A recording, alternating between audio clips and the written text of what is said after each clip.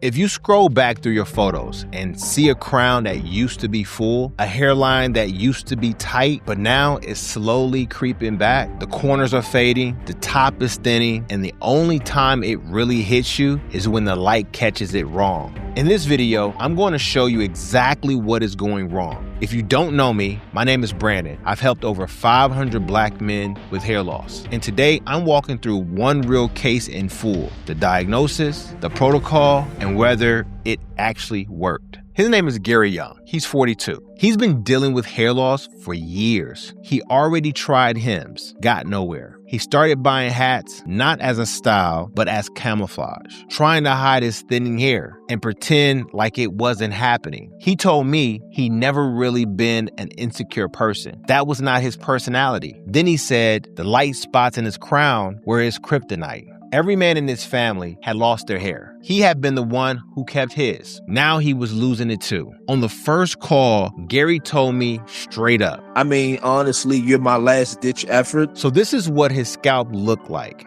First thing I noticed, you can see bare scalp across the whole top of his head. There's also a shine across the top of his head. And that shine is not just the lighting. When the hair thins out, the scalp starts to look shiny because there's not enough hair left to soak up the oil on the skin. That shine is exposed scalp. The hair that used to cover it is gone. At the front, the corners are fading. The hairline is no longer sharp. Not the main story, but it's there. Now, I can't see any redness or irritation on the surface, but that doesn't mean the scalp is fine. The scalp barrier, the thin layer of skin that locks in moisture and keeps harmful things out, can already be breaking down. The follicles can already be starved of the oxygen and nutrients they need to produce hair. And none of that shows up as redness or irritation in a photo. And when you combine this with what Gary told me, 3 years of his hair getting thinner, products that have not worked, his hair already starting to feel weaker and finer,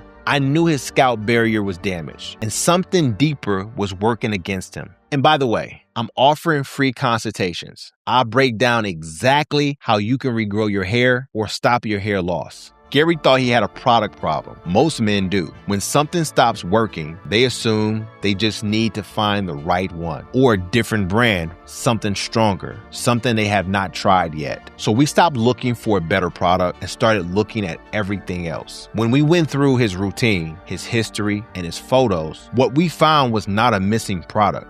It was something underneath the whole routine that was breaking it. He tried Hims for a while. They gave him a minoxidil spray. He applied it regularly but didn't see any results. And as the seasons changed, he noticed that he was starting to get dandruff. Black men have scalps that are drier than most folks. And liquid minoxidil contains something called propylene glycol, which dries out scalps. When you mix the two together, it's a recipe for disaster. So many men who use liquid minoxidil end up suffering from dry scalps and dandruff and have no idea why. And that's exactly what was happening with Gary. He was doing everything he was told. And every time he put it on, he was making his scalp worse without knowing it. And because the dandruff appeared, everything else he put on top, the shampoo, the conditioner, the serum, was landing on a scalp that was already raw, irritated, and too damaged to absorb anything properly. The scalp was reacting before any of the products could work. That's why the routine was failing. Not because the products were wrong, because the surface was too damaged to absorb them. We knew we had to fix this. Otherwise, he would watch his hair slowly fall out and nothing would ever work. We did not stop the minoxidil all at once. We slowly reduced it while we worked on fixing that dandruff. Because when a scalp is already damaged, stopping a product too suddenly can cause more hair to fall out as the scalp tries to adjust. And the last thing any man wants is to lose more hair. We switched him to foam first. Foam minoxidil does not have propylene glycol in it. So the ingredient that was drying out his scalp was no longer in the formula. Unfortunately, after a few weeks, nothing nothing was changing. Gary's scalp was still full of dandruff. Then we tried oral minoxidil, a pill form of the same treatment. That means no product touching the skin directly. That is when the dandruff started to clear. For the first time in months, his scalp was calm. Then there was his schedule. Most men don't fail because they're lazy. They fail because nobody built the routine around their actual life. Gary works Monday to Friday, 5 in the afternoon to 1:30 in the morning. And we started thinking in before work and after work. We built the whole routine around when his Friday night shift ended, not around what a normal week looks like on paper. At this point, he was starting to see some results. The itching and the dandruff were reducing, but they were not fully gone. That told us something else was working against him internally. So we ordered blood work. And what we found explains something most men never think to check. Most men get their blood work done and hear everything looks fine. But fine for general health is not the same as optimized for hair growth.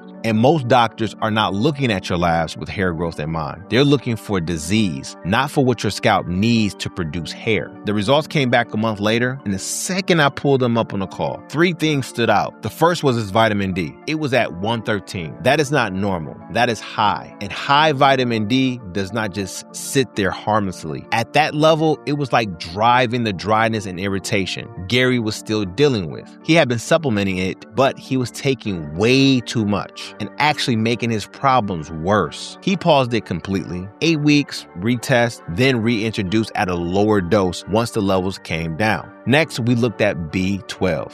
On paper, his numbers looked fine. They were 414. On a standard blood test, a doctor looks at that and thinks it's okay. But normal and enough to grow hair are 2 different things. You see, when B12 is low, the scalp can't repair itself properly. And the scalp has a limited amount of resources. So when it's busy dealing with the itching, the flaking, the redness, that's where all of the B12 goes. Growing hair gets pushed to the back of the queue. Gary's scalp was stuck in damage control, constantly trying to fix a problem, but without B12 to actually fix it. So we added methylated B12 and got his numbers to where they needed to be. And don't forget, I'm still offering free consultations. These are specific to Black men, not generic advice you've seen 100 times. I can't do these forever, and I can only fit in a few a week. So if this is you, book it now before the spots go. 9 months into the program, this is the man who walked in as a last resort, who had already decided his next barber visit would be his last with hair. Here's what the photos showed. At day 1, his crown was open. He had a visible scalp across the whole top. By day 270, it had started to close. Not completely, but the exposed area was smaller. The hair itself was thicker. The see-through effect was gone. The middle of the scalp is where you see it most clearly. At day 1, there was a clear gap between the front of the hair and the crown. The hair was not connecting. By day 270, that hair was filling in. This showed me that the hair was getting thicker and stronger. The photos confirmed it. His hair was growing back. The roots were producing hair again, and density built on a stable scalp has a better chance of staying. When Gary saw his progression photos, he said this. Oh man, I'm amazed, man. I'm amazed. It's been a long time coming. I knew that it would grow back, but 9 months in, I didn't expect it. I feel like I look totally different now, man, than different when I started, man. I feel like that was the goal, but I genuinely appreciate all your help. But Gary is not at the finish line yet. The thin edges in the crown and the mid-scalp still need to fill in, and that should happen over the next few months. Most men watching this are going to do 1 or 2 things. They're going to find the products Gary used, or they're going to tell themselves they just need to be more consistent this time. But Gary had tried both of those. Gary used good products before. He was consistent before. Neither of those things produced results because the protocol was never matched to what was actually wrong. Before you add anything to your routine, before you switch products, before you try something new, before you spend another dollar, you need to know what is going on with your situation. Is it something going on at the surface of your scalp? Something that is stopping everything you apply from reaching the root? Is it something internal? Something your labs would show that no product on the surface can fix? Or is it that your routine was built around a generic schedule that does not fit your actual life. So consistency was never really possible in the first place. Gary could not answer those questions on his own. Not because he was not trying, because he did not have the information. And without the information, staying consistent on the wrong protocol is just more months of nothing moving. This is not something that comes in a bottle, and it's not something that you can figure out by being more disciplined. When a man starts treating the real problem with his hair, his results look totally different. But this is only part of the picture.